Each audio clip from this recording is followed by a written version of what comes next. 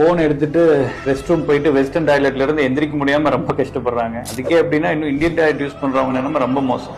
நிறைய பேர் இந்த யங் ஏஜ்லயே இந்த மூட்டு வலினால ரொம்ப கஷ்டப்படுறாங்க. என்னன்னு பார்த்தா இதுக்கு காமனா இருக்க ப்ராப்ளம் ஒண்ணு மெனிஸ்கஸ் இல்லைன்னா கார்ட்லேஜ், ரெண்டு தான் ரொம்ப மூட்டை தேய்மானமாக வச்சிருக்கு. இது ஆரம்பத்திலே ஒழுங்கா பாத்துக்கிறவங்களுக்கு பிரச்சனை இல்லை, மெடிசின்ஸ்லயும் எக்ஸசைஸ்லயும் பிசியோதெரப்பிலையும் சரியாயிருது. பட் ஒரு சிலருக்கு மட்டும் இதெல்லாம் பண்ணியும் சரியாகல, நாள்பட வலி இருந்துகிட்டே இருக்கு அப்படின்ற பட்சத்துல அந்த கார்ட்லேஜ் ரெஸ்டோரேஷன் ப்ரொசீஜர்ஸ் தேவைப்படுது. அது நம்ம ஒரு சர்ஜரி மூலமா தேஞ்சு போன இடத்துக்கு நார்மலா இருக்கிற இடத்துல இருந்து எடுத்து வைக்கிற மாதிரி ஓட்ஸ் ப்ரொசீஜர் அப்படின்னு சொல்லிட்டு ஒரு டெக்னிக் இருக்கு. இல்லன்னா மொசைக் பிளாஸ்டின் இன்னொரு ப்ரொசீஜர், இல்ல மைக்ரோ பிராக்சர்னு சொல்லிட்டு இந்த மாதிரி ஒரு சில சர்ஜரிஸ் மூலமா நார்மலா இருக்கிற ஹைலின் கார்ட்லேஜ சர்ஜரி பண்ணி இன்னொரு விதமான கார்ட்லேஜ கொடுக்க முடியும். என்னதான் இயற்கையா இருந்த கார்ட்லேஜ் அளவுக்கு ஃபுல் ஸ்ட்ரென்த் இல்லைன்னா கூட இந்த புதுசா வளர்ற கார்ட்லேஜ் அவங்களுக்கு வலி இல்லாம ஹெல்ப் பண்ணும். அதாவது இந்த ஹோல் பர்பஸ் என்னன்னா இந்த வலினால அவங்களுக்கு ஃபியூச்சர்ல மூட்டு மாற்று அறுவை சிகிச்சை இல்லாம தவிர்க்கிறதுக்காக தான் ஜாயிண்ட் ரெஸ்டோரேஷன் ப்ரொசீஜர்ஸ் ரொம்ப பாப்புலரா இருக்கு. உங்க ஃப்ரெண்ட்ஸ் அண்ட் ரிலேட்டிவ்ஸ்ல யாருக்காவது